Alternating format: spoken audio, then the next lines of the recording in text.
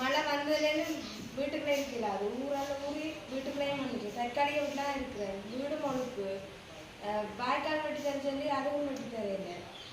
வாய்க்கால் வெட்டினதையும் மூடி விட்டுட்டு போயிட்டாங்க. அதனால் ரோட்டில் தண்ணி, ரோட்டில் இருக்கிற தண்ணியால் வீட்டுக்குள் வளவில் தண்ணி, வளவில் தண்ணி அப்படியே ஃபுல்லாக தண்ணி ஆயிடுச்சு.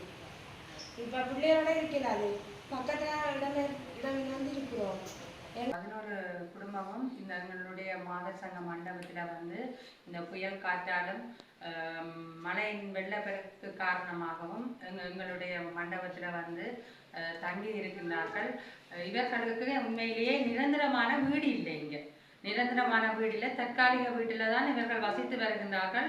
இவர்களுடைய வீடுகளுக்குள் தண்ணி புகுந்து இருக்க முடியாத நிலப்பாடில் இந்த பச்சை குழந்தைகளை கூட கொண்டு வந்து இன்றைக்கு இந்த இடத்துல நிற்கணும். என்னுடைய கிராமத்தில் 50 குடும்பத்திற்கு மேற்பட்ட குடும்பங்கள் இன்றைக்கு தற்காலிக வீட்டில் இன்றைக்கு வசித்து வருகினோம். நிரந்தர வீடு இல்லாத காரணம். எனவே இந்த அரசாங்கம் இதை கருத்தில் கொண்டு இவர்களுக்குரிய உதவியையும் செய்து இவர்களுக்கு இனிவரும் காலங்களில் நிரந்தரமான ஒரு வீடு வந்து அமைத்து கொடுக்குமாறு நான் தாழ்மையுடன் கேட்டுக்கொண்டு இவர்களுக்குரிய உதவிகளை செய்யுமாறு கேட்டுக்கொண்டு நிற்கின்றேன்.